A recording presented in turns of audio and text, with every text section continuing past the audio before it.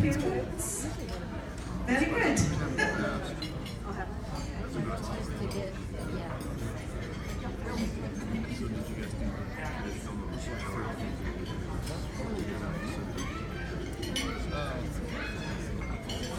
That's what I think that's what it was. I think it was. To us. But it was done. Yeah. Yes, good evening, ladies and gentlemen. My name is Jim Davidson. And here before I've been doing this for some time, but I've decided I'm going to lay back, take a back seat. And this is my great-granddaughter, Abigail Finn, and she was going to do Address the Haggis. With that, let's perform. Now, if you, on your table, you have the words, if you want to follow along.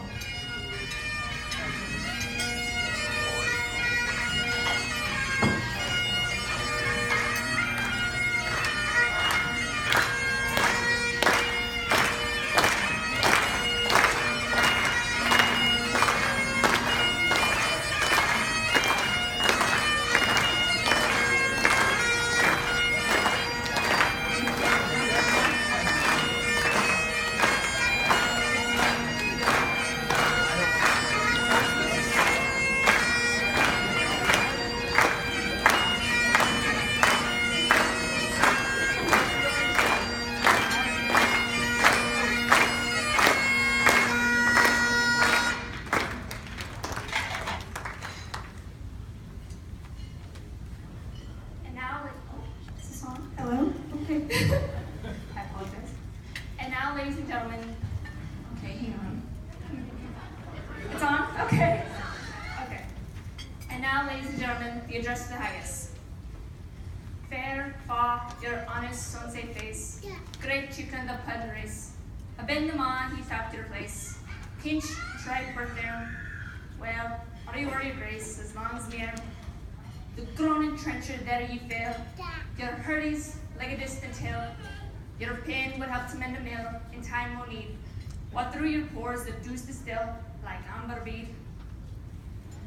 His knife, see rustic, labor net, cut you up, a wee racelet, trench in your gush in your entrails brick, like only ditch. And then, oh, what a glorious sight. Warm, reekant, rich. Then horn for horn they stretch and strive. Dilt tap the hin mist on they drive. Ah, swelled kites be like they're bent like drums. Then I'll get madness like thrive. You think it hums. Is there that? Out of French ragout, or olio with saw, a soup, or fricassee we mocker spew. We perfect sconner. Looks down we sneer and scone for view. On sick of dinner. Poor devil. See him out as trash. As feckless as a withered rash.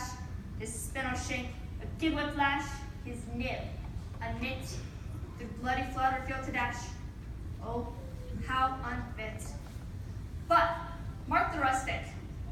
Haggis fed, the trembling earth resound his tread, clap and rolling of a blade, and heel mackin whistle, and legs, and arms, and cancels knit, like that so bristle. You, who make mankind your care, dish them out their bill of fare. All Scotland wants nae skating wear, the jouts and loggies. But, if you wish your grateful prayer, dear Haggis.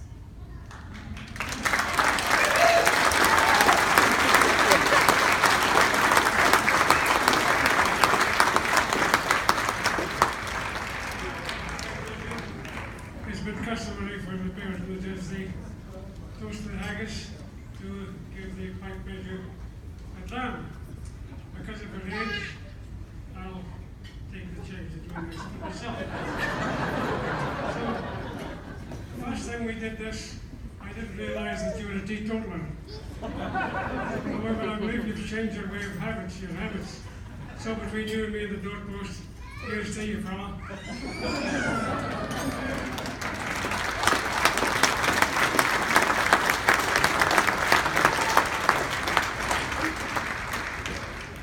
Now, I'm going to take a few minutes and deviate from the usual. Because of the fact you may all be seated many years ago, I had an old teacher tell me that there was a method of operation. I have it for everything. So, because you're all here, this is the reason why you're all here, because you're interested in buns. You're maybe born in Scotland, maybe you're disabled people in Scotland, or because you're interested. It may be of interest to you to know that Buns was not his name. It was Bunnis. He and his brother Gilbert changed the name from Bunnis to Bun, from Bunnis to Buns.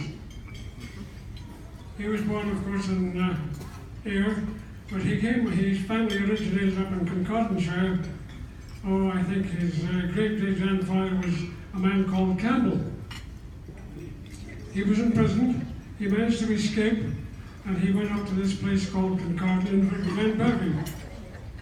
And of course, he changed the name to Bunnis, or Button House, actually, Button House. And because of the local vernacular, it changed to Bunnis. Well, he had a grandson called James Bunnis, who was Bunnis's grandfather. This fella, James Bunnis, had a wife called Margaret Falconer. It may be of interest to you to know that this young person here is a great-great-granddaughter of a person called Margaret Falconer. I am Falconer, who was a direct descendant of this aforementioned Margaret Falconer. So I thought that it would be of interest to know that I felt it was proper to keep her in line with all this stuff. So there you go, Gil. I'll give you a photograph of this lady.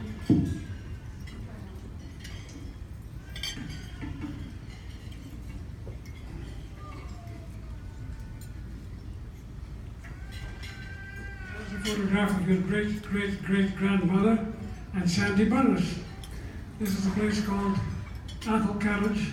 It was born, it was about a block away from where I was born, and she was originally about maybe 20 miles away from Bunnis's great-great-grandmother. So there you go.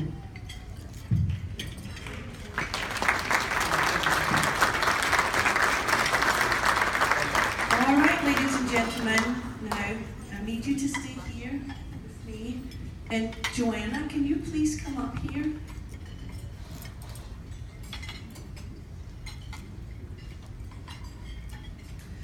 I'm going to hand the mic to Mr. McDade also.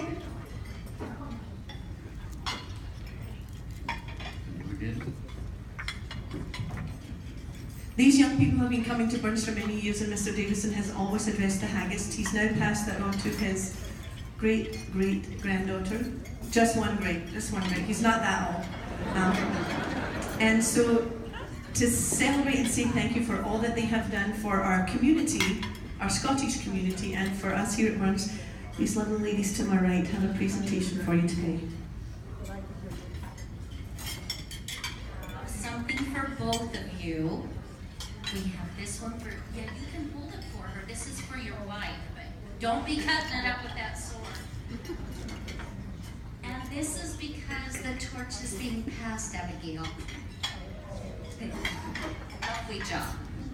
And of course, we couldn't let Mr. Davidson go without a wee nip here for this evening. It's a bottle of Talisker. I don't think you like this one, do you? Anyway, he's probably not going to open it. But we'd like to extend our grateful thanks from the Caledonian Society to Jim and his family for everything they've done for us over the years. Thank you.